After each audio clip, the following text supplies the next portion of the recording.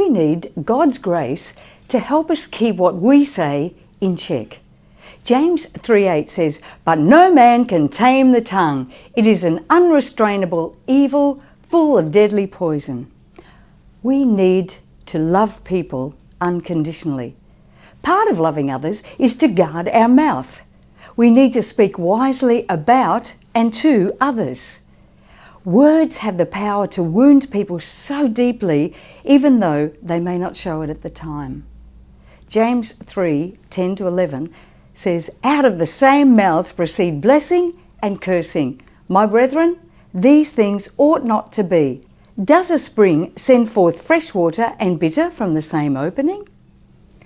Often our negative words can be motivated by our own insecurities or even pride. We need to determine to use our words to bless others, sow words of encouragement.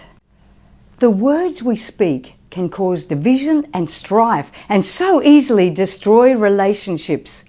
On the other hand, we can use our words to encourage people, to bless them, and to bring life into a situation. We build our own future by the words we speak. Our present situation is a result of the words we spoke in the past. To change what we have, we need to change the words we are speaking. We need to speak forth what God says about our future, not what our feelings or others say. Psalms 141:3 says, "Set a watch, O Lord, before my mouth. Keep the door of my lips." You are responsible for your own life.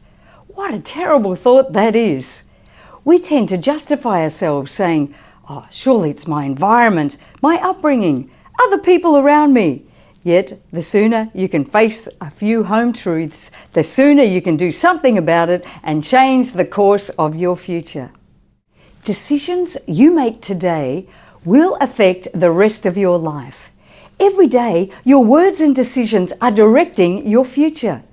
The words you spoke and the decisions that you made in the past are affecting your quality of life now.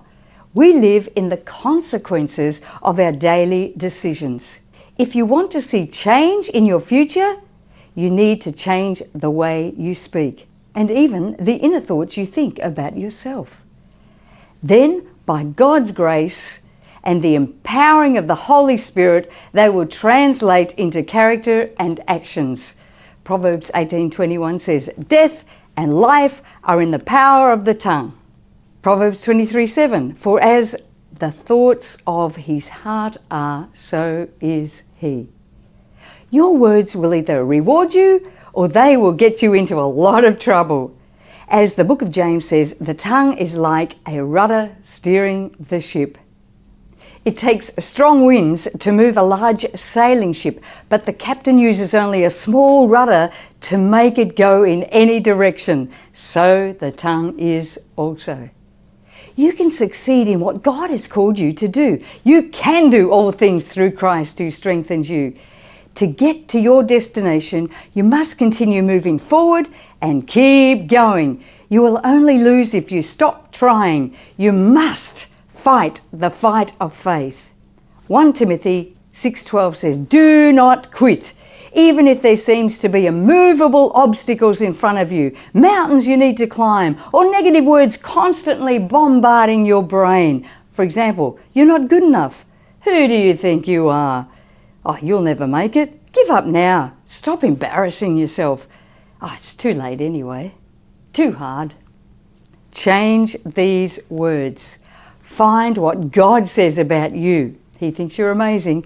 And fight these negative thoughts and feelings until you win the battles. No one else can fight these battles for you. Others may be able to help, but only you can really overcome them. You can win. You can defeat the negative thoughts. You can work hard. You are built for it. This is Rosanna Palmer.